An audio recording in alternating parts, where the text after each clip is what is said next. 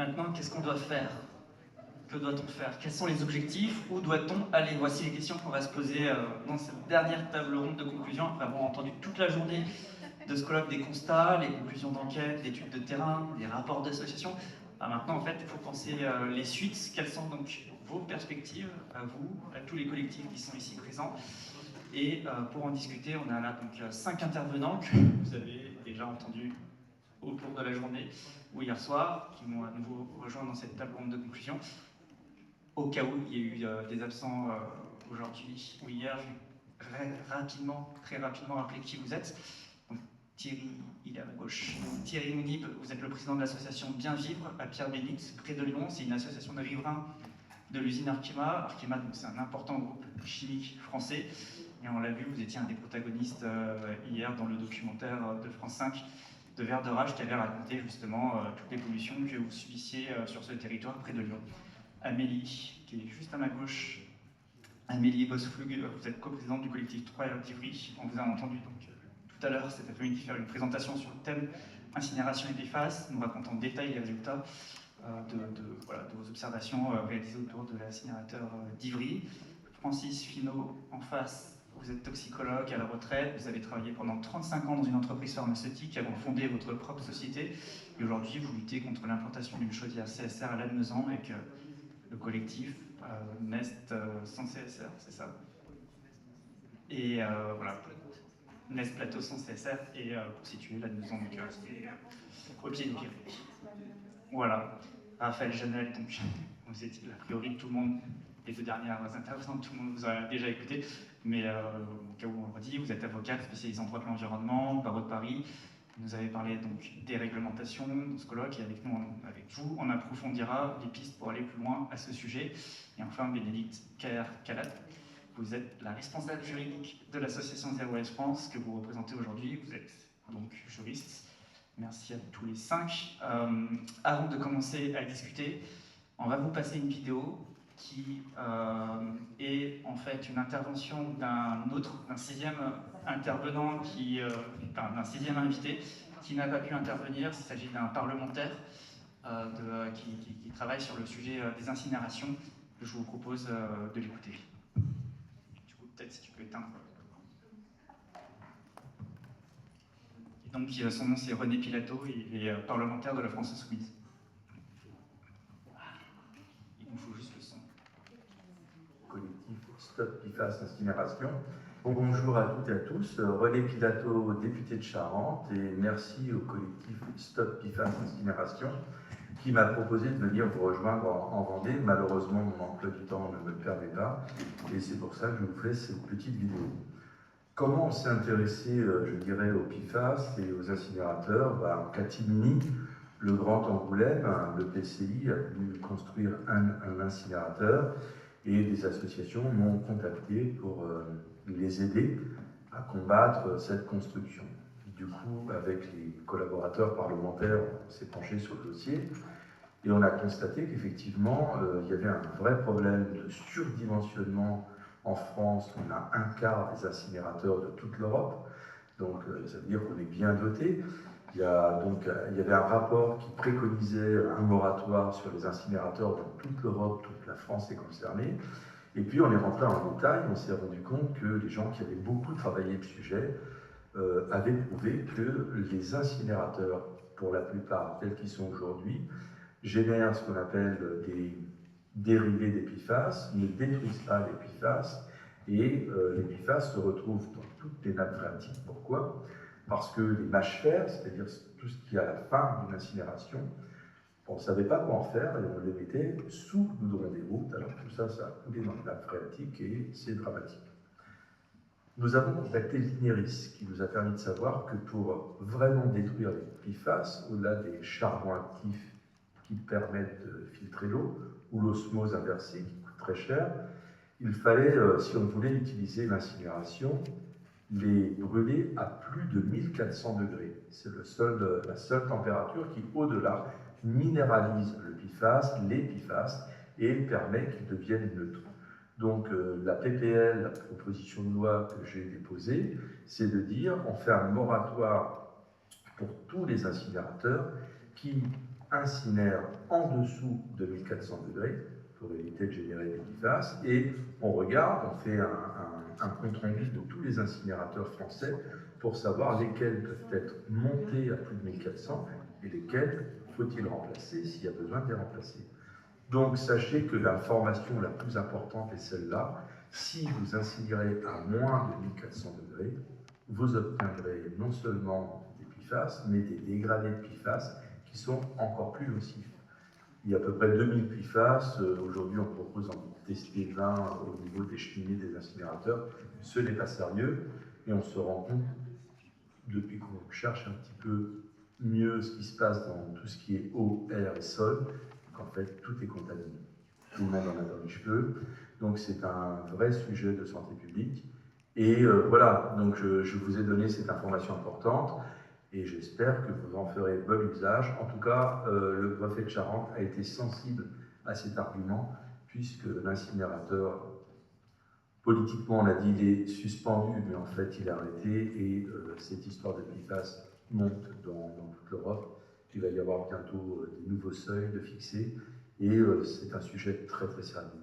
En tout cas, retenez les 3 R, c'est-à-dire d'abord la réduction de tout ce qu'on consomme, ensuite la réutilisation et enfin le recyclage. Moins on a de déchets, plus on fait du durable et mieux c'est pour tout le monde. Je vous souhaite une excellente soirée, une excellente réunion et je vous dis peut-être à bientôt un autre jour. En tout cas, merci pour votre écoute. Au revoir. Alors, peut-être que pour commencer, on peut encore un petit peu parler réglementation, Raphaël Chanel, et j'aurai aussi à ce sujet des questions à vous poser, Thierry Moudib. Car souvent, dans ce genre de lutte, quand on pense aux objectifs, c'est pour obtenir de nouvelles normes réglementaires. Mais avant cela, vous m'aviez expliqué qu'il y avait déjà des réglementations en vigueur dont les collectifs peuvent aussi se saisir. Aujourd'hui, dans l'état actuel des choses, qu'est-ce qu'on peut faire avec... voilà, donc, avec qui on peut saisir, quelles sont les administrations, quelles démarches sont déjà possibles pour des riverains ou des travailleurs en lutte. Alors, il y a 2 niveaux d'action, je pense. Il y a un niveau d'action national sur... on disait qu'il n'y avait pas de normes sur les émissions, par exemple. Pour pousser à l'adoption de normes au niveau national sur les incinérateurs. Alors, je ne dis pas que ça va marcher, mais en tout cas, c'est un levier d'action. Si on dit au ministère, voilà, on sait qu'il y a un risque, il y a les rapports de l'INERIS, il y a des éléments qui peuvent montrer qu'il y a un risque à brûler des déchets avec des PFAS, que ça ressort derrière, vous devez fixer des normes d'émission de PFAS maximales. Bon, il y a cette voie-là qui est possible. Après, par incinérateur, existant ou non existant, c'est des installations classées. La personne qui les autorise ou qui les réglemente, c'est le préfet. Donc si on a des demandes à faire, c'est au niveau du préfet. Une chose qu'a dit Amélie tout à l'heure, qui est hyper importante pour les créations de nouvelles installations, c'est de faire un état zéro. De savoir qu'est-ce qu'il y a comme fond en fait, chimique ou géochimique dans les sols et dans les eaux avoisinantes, pour se constituer une preuve. Parce que si dans 1 an ou 2, une fois qu'il y a l'incinérateur, on constate qu'il y a des rejets, on pourra dire, bah voilà, avant il n'y en avait pas, aujourd'hui il y en a, vous êtes responsable. C'est une préconstitution de preuve. Ça c'est une chose. Voilà. Ça c'est possible. Alors, ce qu'il faut, en plus de ça, c'est que ça doit être contradictoire. Donc c'est pas que vous qui le faites, il faut impliquer aussi le porteur de projet, voire l'administration. Ça, on peut faire un référé constat, ça s'appelle, au niveau du tribunal administratif. Donc tout le monde vient avec un expert. Il faut savoir ce qu'on demande comme mesure. Donc peut-être qu'Amélie pourra nous dire qu'est-ce qu'on doit demander. Qu'est-ce qu'on demande comme mesure pour avoir notre état zéro qui nous servira demain. Ça, c'est une chose, je pense, pour les nouveaux. Après, pour les futurs, ceux qui existent, voilà, on a dit qu'il y avait un risque en lien avec les émissions des incinérateurs. Donc demander pour un incinérateur en particulier qu'il y ait une fixation de maximum d'émissions de PFAS, par exemple. Mais à fixer et à démontrer. Toujours pareil, il faut démontrer ce qu'on demande. Pour obtenir, il va falloir montrer qu'il y a un risque ou pour la santé ou pour l'environnement par rapport à ce qui sort aujourd'hui. Voilà. Mais se lancer dans des procédures, c'est quand même assez compliqué. Vous en êtes la preuve. Thierry Moudib, vous nous avez raconté hier soir que bon, voilà, vous n'aviez pas les bonnes réponses de la justice. Vous avez été en justice. Aujourd'hui, vous avez dit qu'on vous empêchait d'aller carrément jusqu'à la cassation. Est-ce que vous pouvez un petit peu nous raconter? Parce que vous avez quand même plusieurs actions en justice en cours. Oui, à l'heure actuelle, oui, il y a plusieurs actions qui sont encore en cours.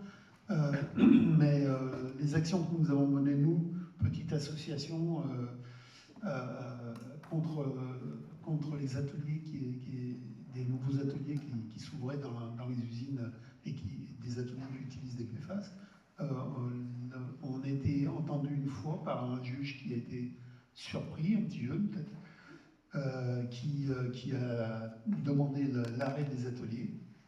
Et bien évidemment, la préfecture est passée outre cette interdiction avec l'industriel qui a rajouté un filtre machin et qui a autorisé la réouverture de ces ateliers. Et après, toutes les procédures qu'on a menées, on a été débouté. Et quand on a voulu aller en cassation, on nous a dit non, vous n'avez pas, il y a un terme juridique pour ça, vous n'avez pas d'intérêt. Vous n'avez pas intérêt à monter. C'est pas recevable même, ouais. Donc on n'a pas eu ce.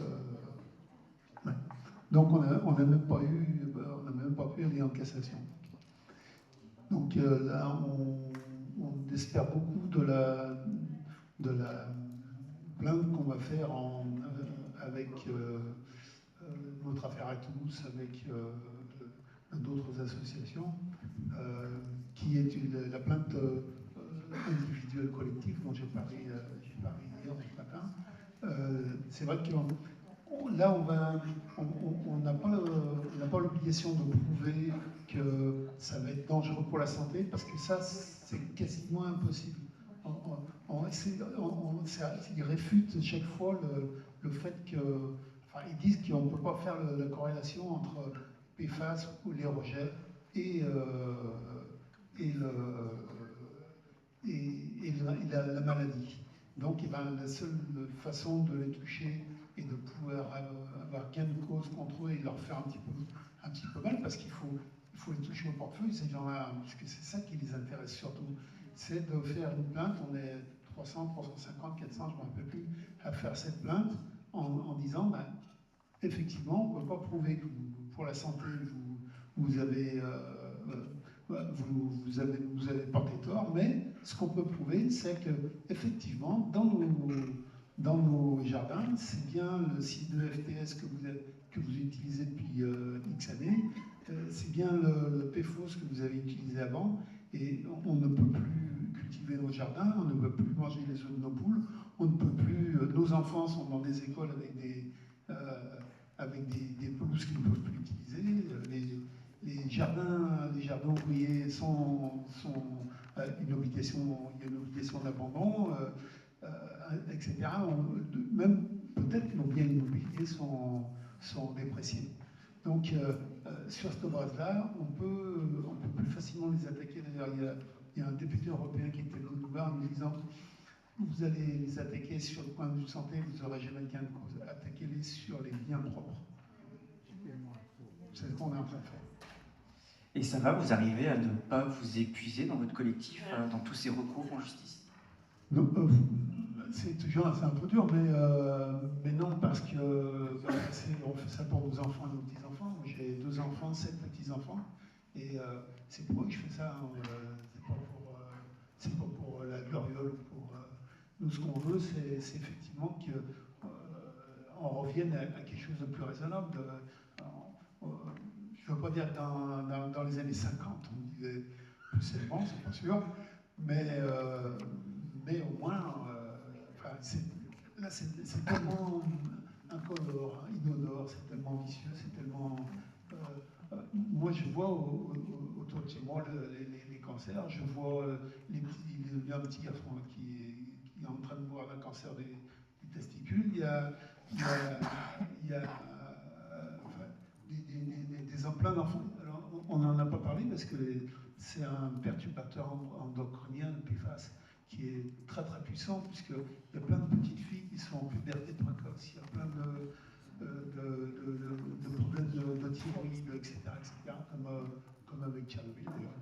Et ça, pour faire la corrélation, on peut pas. Il faut arriver à leur mettre la pression et à les faire lâcher.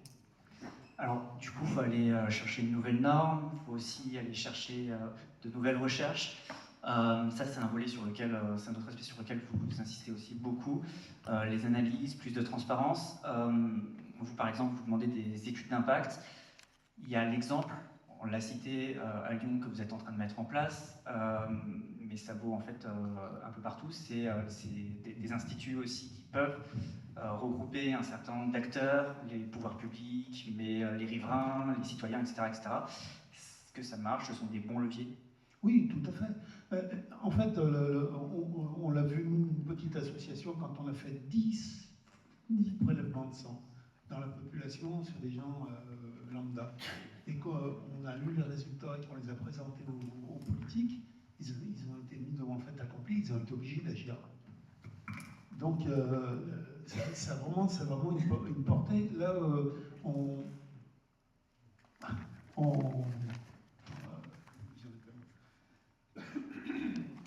avec l'Institut éco-citoyen qu'on est en train de fonder, on va avoir même des employés. Il va y avoir une voire deux personnes, voire 2 personnes et demie, qui vont être employées par l'Institut éco-citoyen. C'est des spécialistes et c'est des gens qui vont être chargés justement de monter les dossiers, de faire de faire des recherches de financement pour faire des analyses, etc. etc. À côté de ça, avec l'Institut éco-citoyen de Fos-sur-Mer, il y a l'étude Perle qui est en cours. Elle manque encore un peu de financement, mais ça commence à aboutir. On va faire des prélèvements sur la population. Il y a une autre étude qui décline de l'étude Perle qui est déjà en cours. C'est une étude sur les employés des entreprises et des intervenants. Il y a Asteropa qui, là aussi, est en financement et c'est une étude qui va être faite par l'Institut international du cancer avec les hôpitaux spécialisés du cancer à Lyon, et les hospices civiques de Lyon, des chercheurs du CNRS. Bon, il y a une mobilisation qui se fait. Là, par Asteropa, par exemple, il y a la mise en place d'un comité d'études et d'écriture qui est en train de faire un protocole à destination des médecins. Parce qu'on s'est aperçu que les médecins, ils ne savent pas de quoi on parle quand on parle des PFAS. Et donc, il y a quelque chose qui est fait par les scientifiques, qui est fait par les médecins, pour les médecins. Et ça va être une journée de formation ou 2 jours de formation pour les médecins courants qui seront spécialisés sur le PFAS. Amélie Bosflug, d'ailleurs, vous aviez pas mal d'interrogations, je crois, sur ce sujet hier soir, il me semble. C'est quelque chose que vous faites aussi un petit peu déjà en tant que collectif, mais cette question de la transparence, c'est un enjeu particulier pour vous? Oui, la question de la transparence, c'est très important. Je pense qu'il y a peut-être des visions différentes, mais je pense que c'est très important de faire partie des commissions de suivi de site des incinérateurs. Parfois, on peut avoir l'impression que ça ne sert à rien, mais c'est dans ces commissions qu'on peut avoir accès aux données brutes. Il faut vraiment toujours les embêter et faire des demandes CADA dès que vous ne les avez pas. Par exemple, nous, les données donc, du SICTOM, la données brutes, où on démontre avec leurs propres données que l'incinérateur pollue, en tout cas dans les JoJoN.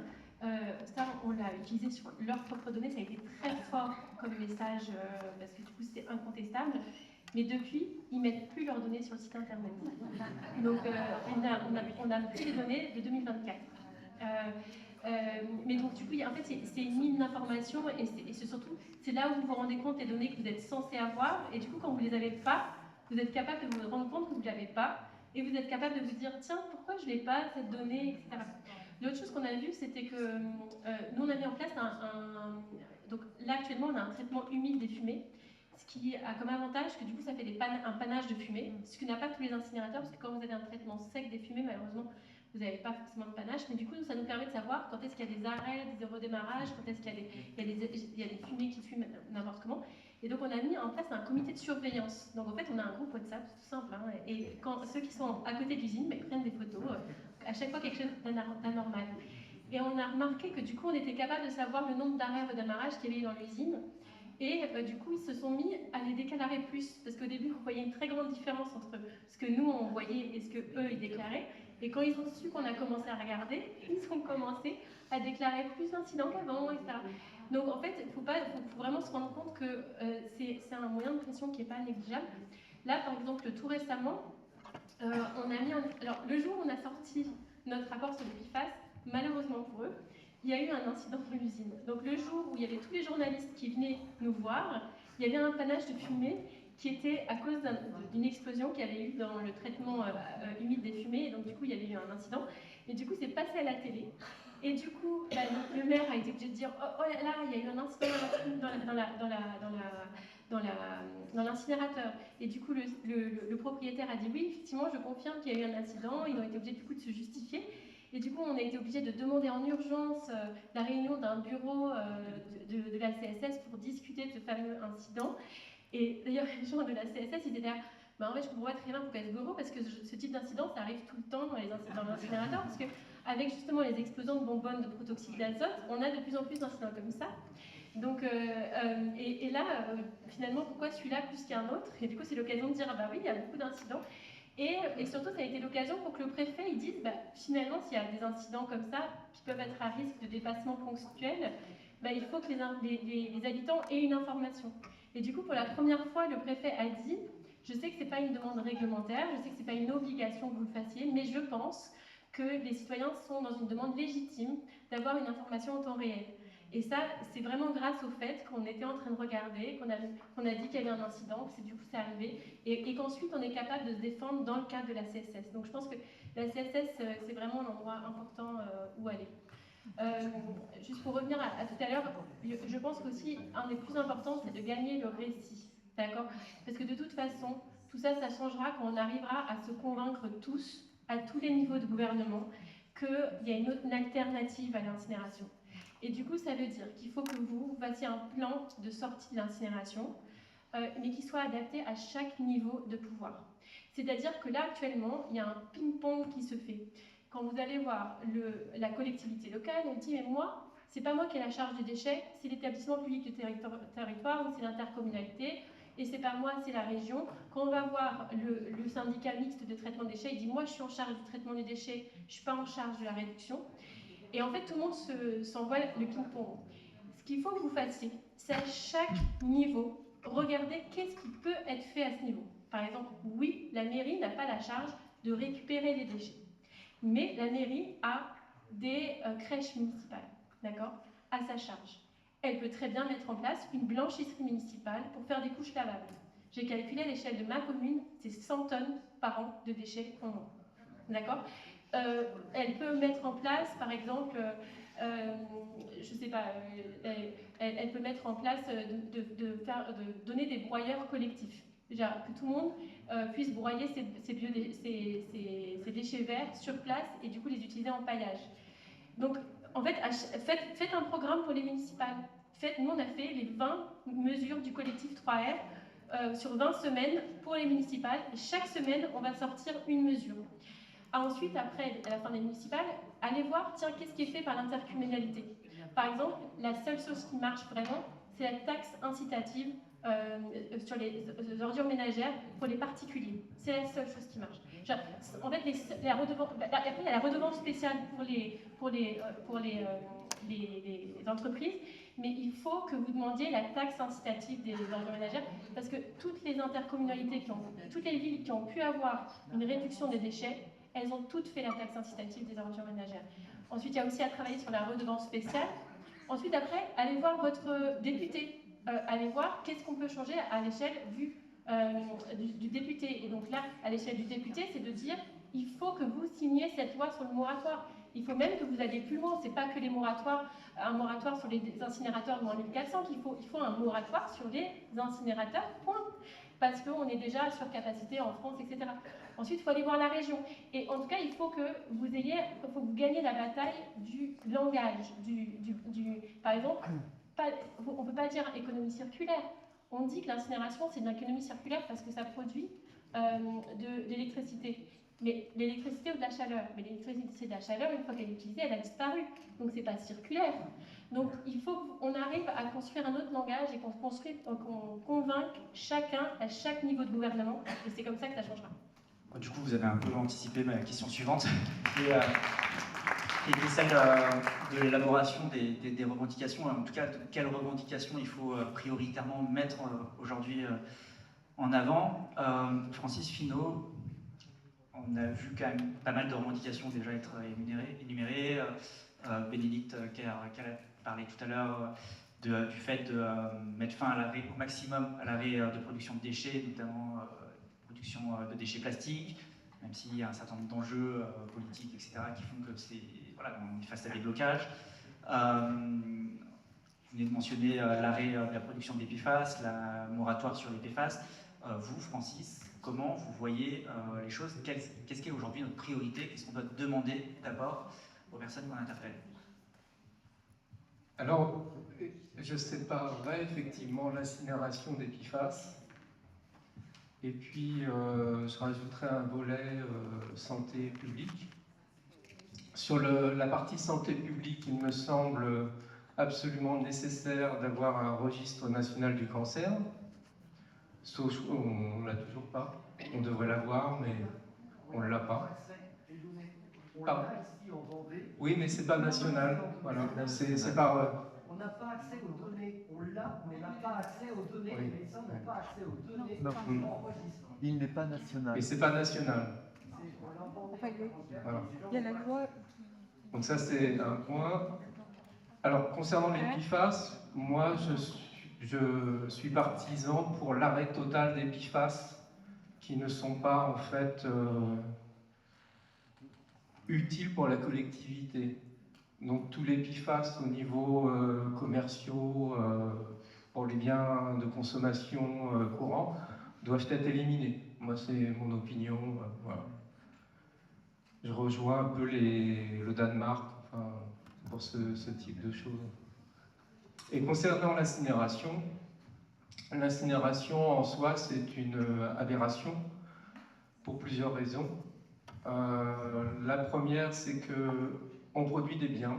On produit des biens en consommant de l'énergie, en consommant du temps, en consommant de la matière. Et ces biens, en finale, on va les détruire, on va les brûler. Je vois pas bien pourquoi. Tout simplement ça. À quoi ça sert de produire, de créer des molécules innovantes, de créer des nouveaux produits pour que ça finisse dans un incinérateur?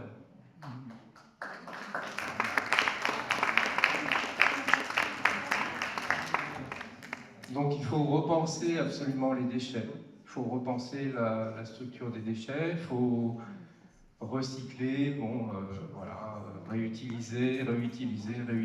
Les bouteilles en plastique devraient être supprimées telles qu'elles sont. Là, sous cette forme jetable, c'est une aberration. Quand on pense que, par exemple, en Norvège, ils réutilisent les bouteilles, c'est pas...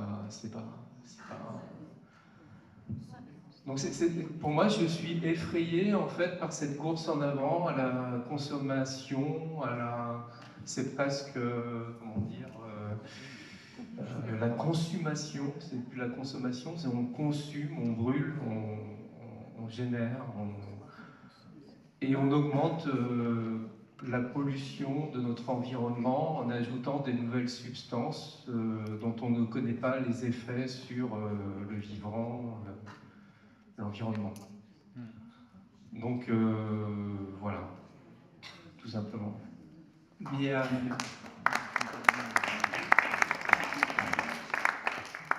du coup, comment on fait, comment on y parvient, quels outils aujourd'hui on doit mettre en place? C'est une question qui est un peu à tous les cadres, qui est un peu posée à tous les cadres. C'est est-ce que tous ces collectifs, un peu partout, là où il y a des incinérateurs suffisent? Est-ce qu'il n'y a pas un enjeu aussi à vous coordonner, à vous structurer d'une certaine manière, à éviter l'émiettement, et aussi comment faire pour du coup toucher plus de monde, parce que quand on parle pourtant d'un sujet avec un enjeu de santé publique hyper important, on constate quand même que quand on parle par exemple des PFAS ou encore plus des déchets, on a beaucoup de mal à rendre ces sujets qui sont très concernants, mais à les rendre concernants d'une certaine manière. Donc ça déjà, pour ça, il faut absolument avoir un groupe local et ensuite effectivement adhérer à Zero Waste France et effectivement il faut qu'on ait des projets en commun, parce que je pense par exemple travailler avec Data for Good pour faire cette fameuse carte, je pense que ça peut aider toute personne qui sont dans une CSS. Et puis pour ce que j'ai remarqué, c'est vraiment aussi s'associer avec, c'est pour ça que l'enjeu des cours d'école, des parents d'élèves, c'est très important d'élargir aux autres, d'aller aussi voir, à côté des incinérateurs, il y a souvent des travailleurs. Les travailleurs, ils ont souvent des syndicats, et c'est aussi des sources sur lesquelles s'appuyer, parce que souvent eux aussi, ils ont leurs propres militants, et c'est des gens pour étendre la lutte. Ce qu'on a vu avec la loi du plomb, c'est qu'effectivement les sujets... On a l'impression, quand on regarde la télévision, que les enjeux environnementaux, ils ont été complètement anéantis, qu'on a l'impression que politiquement, la défense de l'environnement, ça n'intéresse personne, et pourtant, il y a eu la pétition contre la loi du plomb. Et je pense qu'il faut, c'est vraiment des choses qui doivent vraiment nous légitimer dans ce qu'on est en train de faire, et que ce dont on est en train de parler, c'est quelque chose qui parle à tout le monde. Nous, le maire, il avait l'habitude avec nous d'avoir un discours un peu en huis clos, en se sentant pas du tout menacé par rapport à ce sujet, parce qu'il voyait ça comme un sujet entre l'association d'écolos et voilà. Mais en fait, quand ça a été pris, quand il n'a pas du tout vu venir le fait que quand on a fait une réunion publique et que les mamans avaient peur pour la santé de leurs enfants, eh bien, tout le monde a peur pour la santé de ses enfants. Qu'on soit riche, qu'on soit pauvre, qu'on soit éduqué, pas éduqué, ça nous concerne de manière intime, et ça, c'est plus large que les clivages politiques. Et donc, du coup, je pense que le volet santé lié à la santé, c'est une très bonne manière de mobiliser.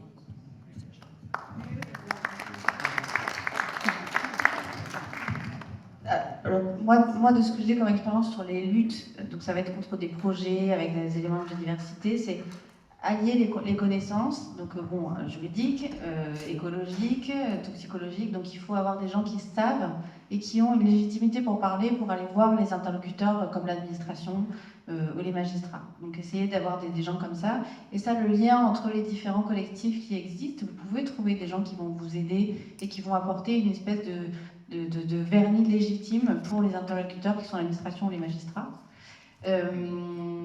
Évidemment, rien lâcher, se serrer les coudes. Et je pensais tout à l'heure, là, comme on a un vrai enjeu de santé publique, aller voir les ministères, le ministère de la Santé ou de l'Environnement, pour demander ces normes en fait, sur les missions, parce que je comprends que concrètement, les PFAS, il y en a qui rentrent, il y en a qui sont produits par les incinérateurs. Si on ne les traite pas au-dessus de 1100, ce qui est le cas de tous les incinérateurs d'ordures ménagères, on en a qui vont sortir. Donc on a quelque part une espèce d'évidence, et essayer de faire jouer ce principe de précaution. On sait que c'est pas bon, on sait qu'on en produit, donc il faut au moins mettre des normes. Si c'est pas le moratoire, au moins mettre des normes. Autre chose, Thierry Mounib, il y a des réalités quand même un peu différentes selon les territoires sur certains aspects. Il y a un enjeu de financement. Vous, à Lyon, et dans la métropole de Lyon, vous êtes géré par les écologistes. Du coup, il y a peut-être une question aussi qui est que, est-ce que vos perspectives, elles peuvent changer, notamment en vue des élections municipales, si la ville et la métropole qui financent un certain nombre de choses aujourd'hui tombent... Les deux expertises qui sont en cours, dont on a parlé tout à l'heure, elles sont en grande partie financées par la métropole. Bon, c'est évidemment politique, hein, donc si ça change de politique, qu'est-ce qui va arriver?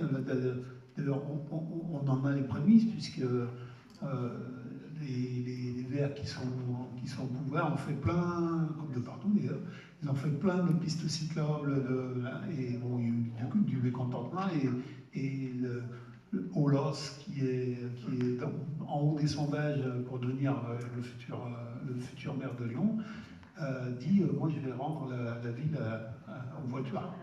Donc voilà, une marche arrière comme ça, sur ce sujet, on imagine qu'il peut faire marche arrière sur d'autres sujets. Et, pour ce qui est des incinérateurs, nous on a effectivement des incinérateurs, un incinérateur d'ordures ménagères qui est gigantesque, hein, il est à Gerland. On n'en entend jamais parler. Mais nous, ce qui nous intéresse au plus haut point, c'est les incinérateurs de boue de stations d'épuration. Parce qu'on n'a pas d'alternative à proposer. On ne peut pas dire qu'il faut faire des économies, il faut moins acheter, il faut moins... Les incinérateurs de boue d'épuration, ben, on est devant le fait qu'il faut épurer l'eau avant de la rejeter dans le Rhône. Et quand on épure, ça fait des boues toxiques. Et ces boues toxiques, qu'est-ce qu'on en fait? Alors, les incinérateurs de boue d'épuration, ils sont à quelle température? Entre 850 et 950 degrés. Alors, j'ai encore une question que je vous pose à vous, dans le public directement. Du coup, vu que c'est le thème de cette dernière table ronde et que c'est un peu l'objectif aussi de ce colloque, quelle décision vous devez toutes et tous prendre aujourd'hui en sortant de ce colloque et quel chemin vous envisagez pour la suite? La sortie. Du coup, je vous propose de prendre la parole directement au public et d'échanger avec nos intervenants.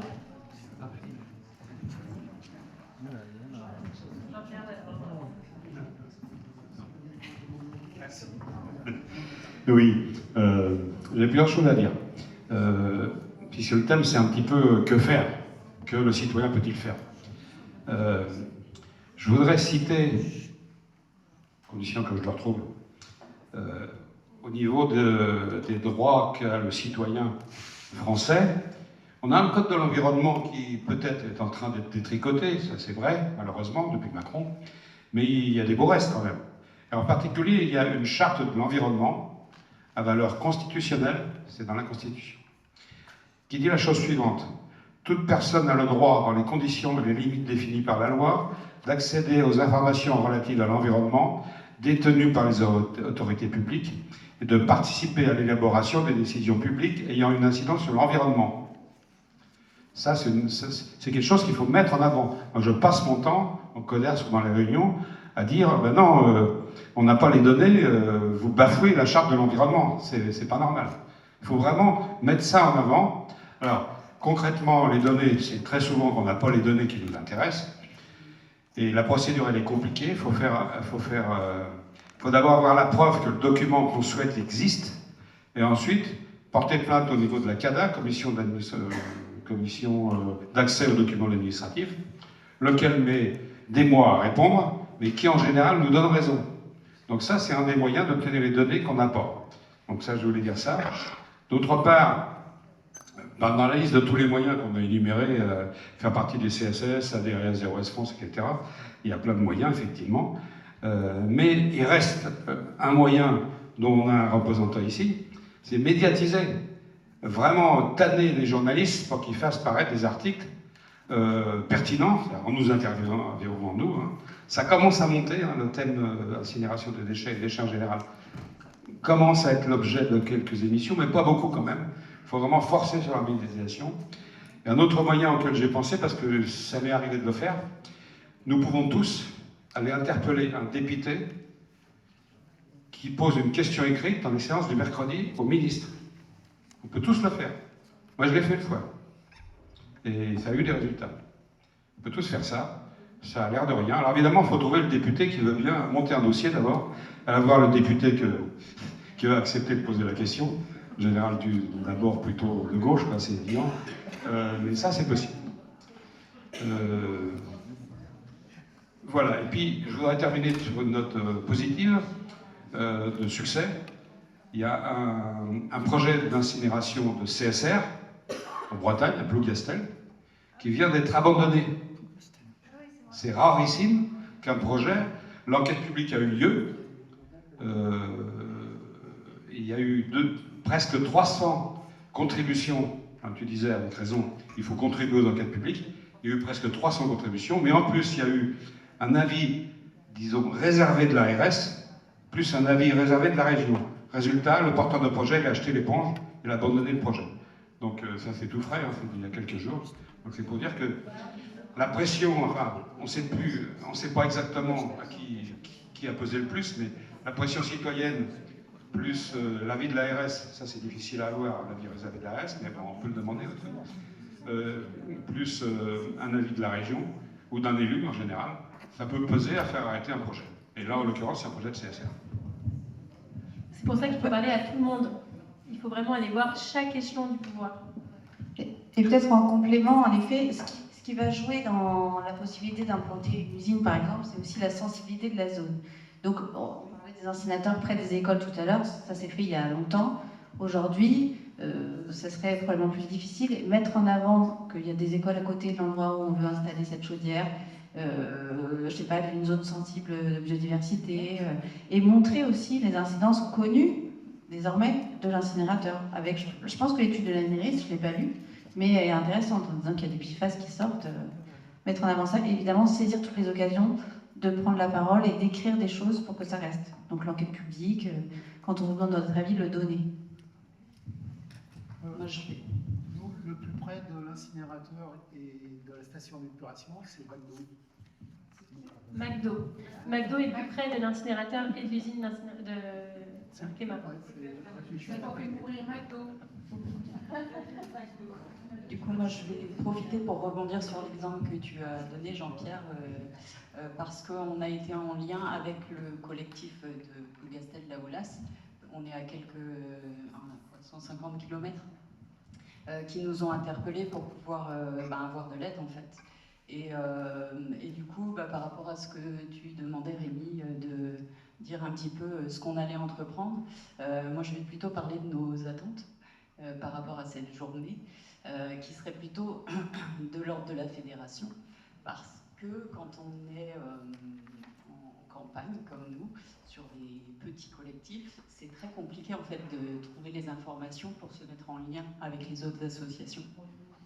Et merci au collectif 3R pour voilà, l'aide qui a été apportée, à la maison aussi, parce qu'on a pu du coup avoir une vidéo du docteur Bourdrel qui nous parle, c'est difficile de s'exprimer en public, mais qui nous a beaucoup aidé dans les réunions publiques et dans nos rencontres avec les conseils municipaux aux alentours.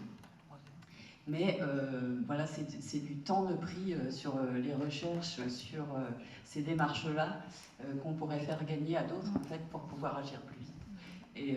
Et du coup, je trouve que ce serait important qu'on puisse réseauter entre les plus grosses associations qui existent, qui sont repérables, et qu'on puisse faire diffuser les informations plus facilement. C'est dommage que Bénédicte est partie, parce qu'elle représente Zero Waste, mais dans Zero Waste, il y a un Slack aussi avec tous les groupes locaux.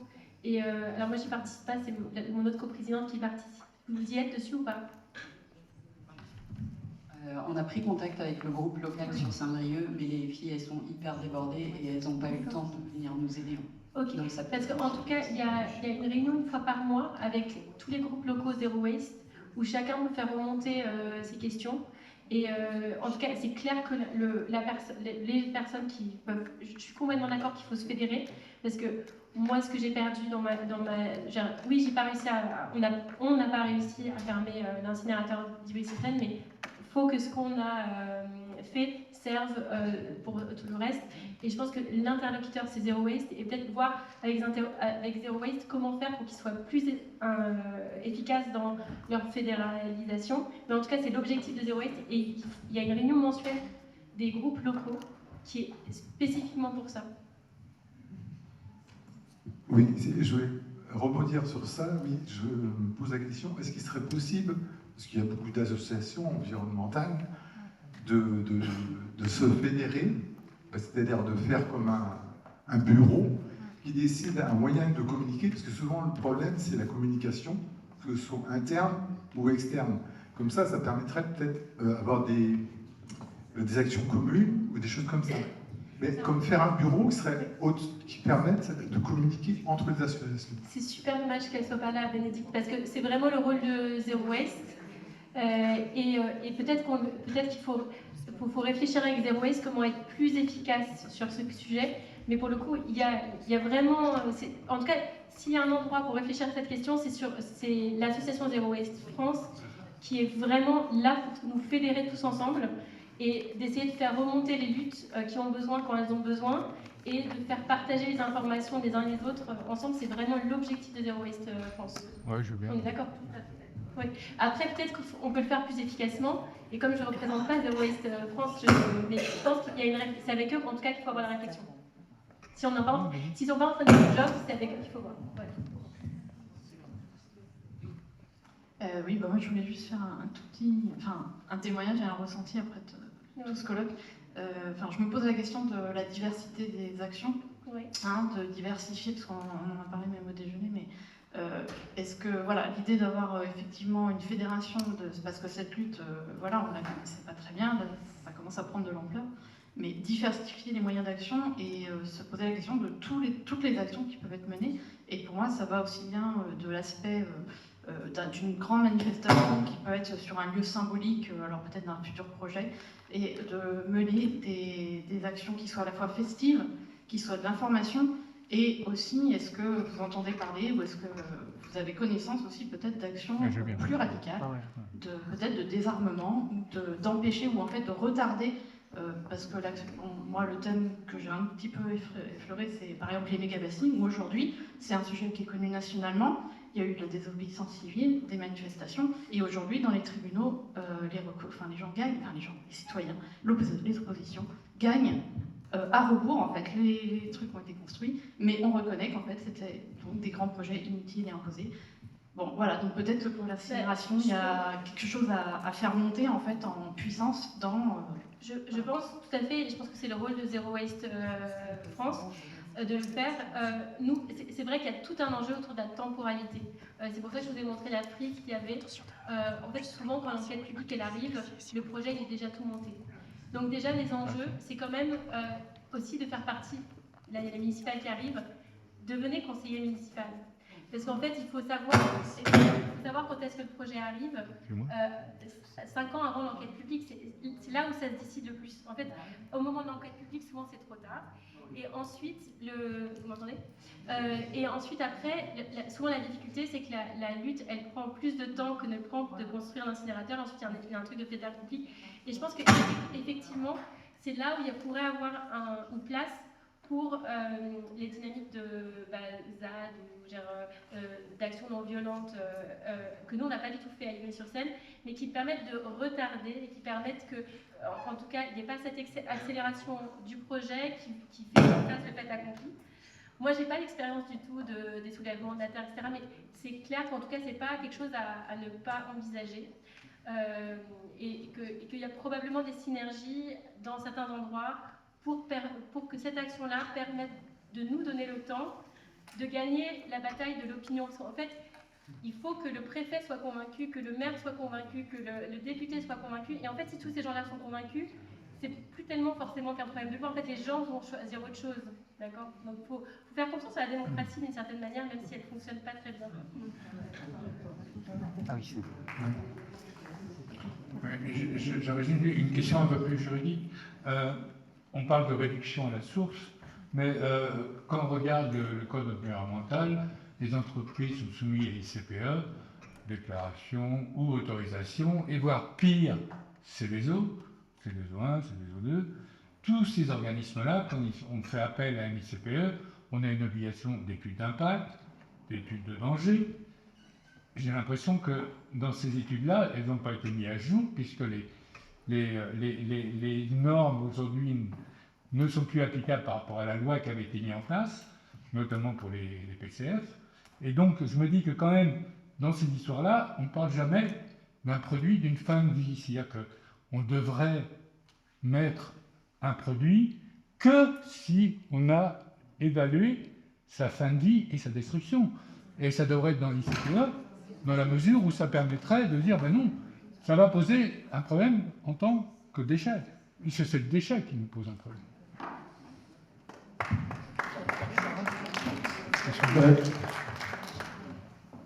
C'est, comment dire, pour les PFAS, par exemple, ils sont à l'intérieur des déchets. Donc le déchet est multiple. Donc interdire un déchet, ça va être interdire lequel, on ne sait pas vraiment, puisque... Et je me souviens, lorsque j'ai lu l'étude d'impact pour la chaudière CSR là, qui s'installait à Lannemezan, j'avais contacté directement le directeur de PSI. Et donc je lui dis, écoutez, j'ai lu l'étude d'impact, je vois qu'il y a des manques, notamment en ce qui concerne les PFAS, et notamment en ce qui concerne les vêtements qui pourraient être mis pour la production de CSR. Ce monsieur, directeur de l'entreprise, me répond, écoutez, vous me l'informez, je ne sais pas ce que c'est qu'un PFAS. Et sérieusement, hein, le gars, il avait repris l'entreprise de son père, lui, il était informaticien, il était gestionnaire. Avec ses copains, ils ont eu l'idée de faire cette chaudière CSR, ça s'est fait comme ça. Donc, dans la vraie vie, c'est comme ça que ça se passe. C'est que les gens ne sont pas forcément compétents au poste où ils sont. C'est pour ça qu'il faut parler à tout le monde. Et on est étonné parfois de d'où vient la solution. Par exemple, moi, le préfet, lors de la dernière CSS, j'avais l'impression qu'il était là pour me dire « Vous avez perdu tous les recours, l'usine, vous allez l'avoir, donc arrêtez de nous embêter, ce truc, il est clos, vivez avec votre usine ». Et à la CSS d'après, c'est lui qui, en ouvrant la CSS, a rappelé qu'on était dans notre bon droit d'être là parce qu'on défendait l'intérêt des riverains et qui a dit ils sont légitimes de demander de l'information.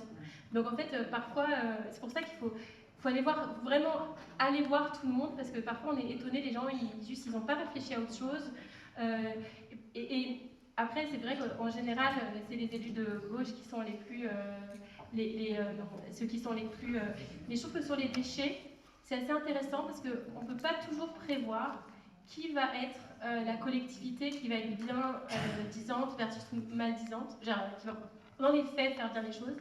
Et parfois, on peut avoir des villes de gauche qui vont voter pour un incinérateur. Je crois que quelqu'un parlait de ça à Nantes, à Montpellier aussi. Et à l'inverse, parfois, on peut avoir des villes de droite pour une raison, on mis en place des mesures pour réduire les déchets et on réussit. Tout ça pour dire que allez voir tout le monde, allez voir les élus de la opposition, allez voir vous dites pas tiens lui c'est un gars de telle partie, lui c'est sûr qu'il va pas voter. Voilà. Peut-être pour répondre à votre question sur la réglementation, en fait, là vous avez plusieurs choses dans ce que vous avez dit sur les installations classées, les installations industrielles. C'est pas eux qui fabriquent forcément directement le produit dans un accrédité et le mettent sur le marché. On a des règles pour les produits qui sont désormais liées à l'éco-conception. Donc mieux penser les produits pour réduire les déchets in fine, réduire aussi les substances dangereuses qui sont présentes dedans. Si ce n'est pas fait, ça vient pondérer à la hausse le prix du produit. Donc on essaie d'avoir une incitation, ça c'est la réglementation, une incitation pour que les gens achètent plus cher, quelque chose de plus nocif pour l'environnement, au stade du déchet et même au stade de la fabrication. Donc c'est en cours, il y a ça déjà. Après pour les installations industrielles, il y a la question des rejets. Ils fabriquent, ils ont des intrants, par exemple des PFAS. Et après, il y a la question des rejets de ces PFAS dans le milieu naturel. Et donc là, on est au stade de l'observation. Et donc c'est ça qu'il faut pousser, je pense, de mettre des normes sur les rejets de PFAS, par exemple. D'autres matières dangereuses pour lesquelles il y a déjà des normes. Sans normes, ça ne sert à rien. On le voit avec les dioxines bromées. Parce qu'au moment où on s'est posé des questions sur les retardateurs de flammes qui donnaient des dioxines bromées, on a obligé les industriels à contrôler les émissions de dioxine bromée. Ils les contrôlent. Si vous regardez vos dossiers de CSS, vous les voyez, ça ne sert à rien. Parce qu'en fait, il n'y a pas de normes. Donc, en fait, quel que soit le rejet, on ne sait pas comment dire, ils savent pas. En fait, moi, j'ai peur des PFAS que ça fasse la même chose. C'est-à-dire qu'on va faire une enquête jusqu'à des mesures ponctuelles. Déjà, moi, je pense qu'il ne faut pas des mesures ponctuelles, il faudrait des mesures semi-continues, comme les dioxines, avec des filtres à MESA, et c'est possible techniquement de le faire. Quand vous êtes devant vos CSS, je pense qu'il faut nous dire si vous voulez être vraiment bon, faites-nous des surveillances de PFAS en semi-continu avec des filtres à MESA. Mais si c'est juste, on va voir quel est l'état des lieux pour voir qu'est-ce que sont produits comme PFAS par les usines d'incinération, comme on l'a fait avec les dioxines bromées, ça ne va servir à rien. Il faut vraiment qu'on arrive à obtenir, c'est que quand on a un seuil, que du coup ensuite on peut les attaquer sur vous êtes au-dessus ou vous n'êtes pas au-dessus du seuil. Et pour compléter là sur les mesures en continu dont tu parles, c'est pas le cas aujourd'hui. S'il y a une étude, toi ce que tu dis et c'est ce que tu montres, qui montre qu'en fait ces mesures ponctuelles, ça sera le cas, je pense, des mesures à faire pour les CASR et les mesures de PIFAS à faire pour 2028, là, pour savoir ce qui ressort, que les mesures ponctuelles ça sert à rien, c'est pas probant en fait. Donc il faut demander des mesures en continu, insister pour le faire dès maintenant, même si on est qu'au stade de l'acquisition de connaissances. Pousser à ça avec l'étude que tu as fait éventuellement, ou les autres études qui existent, pour justifier la demande. Oui, en tout cas, les filtres, demander une mesure en semi-continu avec des filtres AMESA, je pense que c'est une demande que vous pouvez complètement faire. AMESA, AMESA, c'est ce qu'ils utilisent pour faire des mesures en semi-continu des dioxines, et ça peut être utilisé pour mesurer des PFAS. Donc c'est des filtres AMESA, A-M-E-S-A, qui sont dans les filtres des cheminées. Dans les cheminées, pardon. Il y a encore 2 questions, donc on va essayer. S'il vous plaît. Oui, en Vendée, on a fait un plan départemental il y a 20 ans. Et pour éviter que ça aille en incinération, ni dans les grosses décharges. Donc on a 30 cantons en Vendée. On disait qu'on pourrait faire une plateforme d'enfouissement pour 2 cantons, quoi. Donc ça ferait un rayon de 15-20 km, comme ça. Et il serait avec géomembrane, bien sûr, et couvert et bardé. D'ailleurs, on avait été en voir un dans le sud de la France, mais il n'était pas tout à fait comme je le prévoyais. Enfin bon. Et donc comme ça, les déchets, on ne les envoyait pas chez les autres. Et si on devait polluer, on était ceux qui allaient l'avoir. Responsables, quoi. Hein. Oui. Après, il faut se méfier quand on lutte contre un incinérateur. Tout ça, c'est une histoire de débat. Encore une fois, c'est une histoire de sémantique, de qui c'est qui gagne la bataille de l'opinion publique. Ils vont toujours vous dire, vous êtes NIMBY, not in my backyard. Vous ne voulez pas vos propres déchets, vous êtes des méchants. Là, c'était le contraire, là. Oui, non, mais c'est pour ça que, je dis que c'est hyper important de sortir de ce débat en se rappelant qu'en général, là où sont mises ces usines, c'est déjà dans les endroits qui sont défavorisés et qu'en général, les endroits favorisés de la ville, eh bien, jamais ils auraient pensé à les mettre à ces endroits-là. Et surtout, ce qu'il faut dire, c'est que nous, ce qu'on défend, c'est pas de bouger l'incinérateur, c'est de ne pas le construire ou de le détruire, parce que en fait, 80% de ce qui est dans les ordures ménagères ne devrait pas y être. Et on est nul. Il faut se rendre compte qu'on est nul. Rien que si on faisait ce que fait l'Allemagne, on réduit de moitié le nombre d'incinérateurs qu'on a. Rien que si ce que fait Milan, on n'est pas en train de faire de l'utopie. On est en train de faire des choses très concrètement. La collecte séparée des biodéchets, c'est 30% de moins dans les OMR. Ça veut dire 30% de moins d'incinérateurs en France. La mise en place de la consigne, c'est X% de moins de déchets plastiques. Je veux dire, là, actuellement, on a un niveau de recyclage des plastiques, quand on les compare par rapport aux autres pays européens, on est faible. Il faut rappeler à tous vos hommes politiques qu'actuellement, la France paye des pénalités à l'Union européenne à cause de nos mauvais chiffres en termes de réduction des déchets et en termes de recyclage de plastique. Et je ne sais plus combien c'est, mais c'est à ce chiffre en milliards. Donc là, on est en train de chercher des économies à faire. Peut-être arrêter de payer des amendes parce qu'on est si mauvais en réduction des déchets. Donc nous, ce qu'on demande, c'est pas d'envoyer des déchets chez les autres, c'est de ne pas construire d'incinérateurs et de ne pas produire autant de déchets. Exactement. Bravo.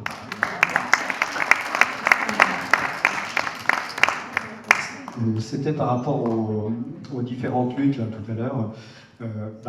Ce genre de sujet, ça nécessite d'avoir une association qui maîtrise le dossier d'une manière phénoménale, comme vous avez fait. Et effectivement, ça ne peut pas être les mêmes personnes, parce qu'elles ont le nez dans le guidon tellement c'est important, qui vont gérer un aspect lutte des désobéissances civiles. En revanche, ces mouvements-là, eh bien, et d'ailleurs, j'invite tous les gens à nous rejoindre dans les associations parce qu'on n'est pas assez nombreux. Toutes ces associations-là, elles font du travail pour essayer de se faire connaître de la société civile. Nous, en Vendée, on a la chance d'avoir ce qu'on appelle l'Assemblée des luttes. qui est intersectionnel entre toutes les luttes qui existent, je dirais, que ce soit sexiste, que ce soit sexisme, que ce soit syndical, que ce soit politique, que ce soit environnemental, enfin, vraiment un cocktail phénoménal.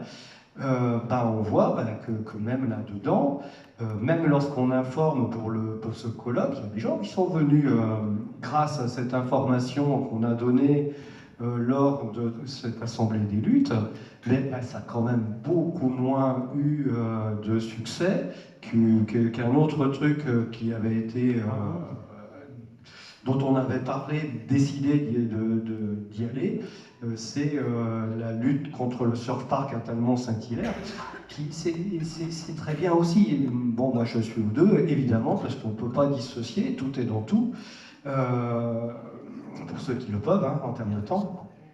Et on avait fait avant, pour le sujet des CSR à Sainte-Florence, une manif journée festive à Sainte-Florence, on n'a pas été suivi autant que ça. Alors, la communication, sans doute qu'on ne la maîtrise pas assez, mais lorsqu'on la diffuse auprès de l'assemblée de ceux qui luttent, ça ne marche pas toujours non plus. Hein. On va conclure. Christine, je te donne le mot de la fin. Merci à tous les quatre. Voilà, c'était très riche. Je bien, beaucoup d'infos. Du coup, Christine, que vous connaissez tous, qui a organisé en partie ce colloque, va vous faire une synthèse de la journée avec les principaux éléments qui ressortent. Voilà. Christine. Je ne sais pas si je suis capable mentalement de faire une synthèse de la santé en ce moment. Mais bon, je vais essayer de vous dire 2 ou 3 petites choses.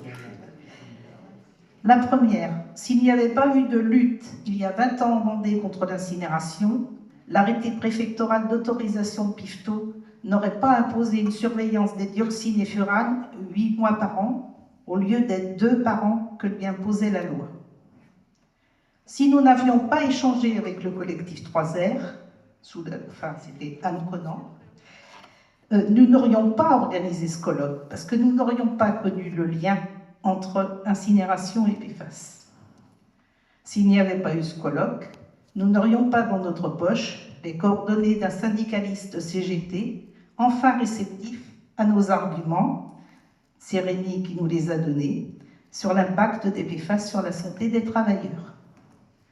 S'il n'y avait pas eu ce colloque, aujourd'hui et hier, de nombreuses multicompétences dont nous avons besoin tous dans notre coin n'auraient pas été échangées entre nous. S'il n'y avait pas eu cette rencontre des groupes locaux Zéro Ouest à Paris, Francis ne serait pas là aujourd'hui. La lutte paie à court ou parfois à très long terme. Comment pouvons-nous lutter contre tout ça? On a évoqué plein de possibilités, de solutions. Maintenant, on va essayer de débriefer. Vous avez remarqué que la journée avait été entièrement filmée.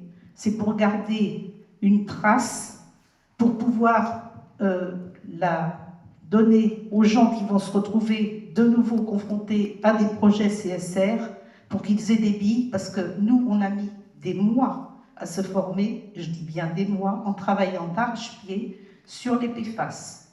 Donc, on n'y connaissait rien aux PFAS, et on a mis du temps. Il a fallu traduire des rapports assez gros en anglais. Autant vous dire que ça n'a pas été facile. Et que ça nous a donné quelques migraines. Mais bon.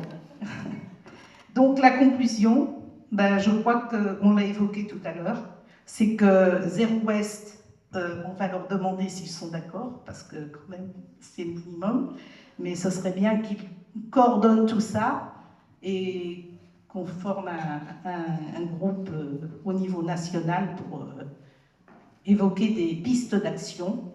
Il y en a plein de possibles. Hein. On a parlé tout à l'heure de désobéissance civile. Moi, je pensais à une petite chose qui n'est pas très compliquée à faire. On pourrait faire des autocollants, boycott plastique, parce que les PFAS dans les incinérateurs, ça vient pas mal des plastiques, et aller le coller sur les emballages plastiques dans magasin, par exemple. Alors pas tout seul, hein, parce que ce serait un peu dangereux, mais voilà, c'est un exemple qui n'est pas très compliqué à mettre en place. Voilà, bon.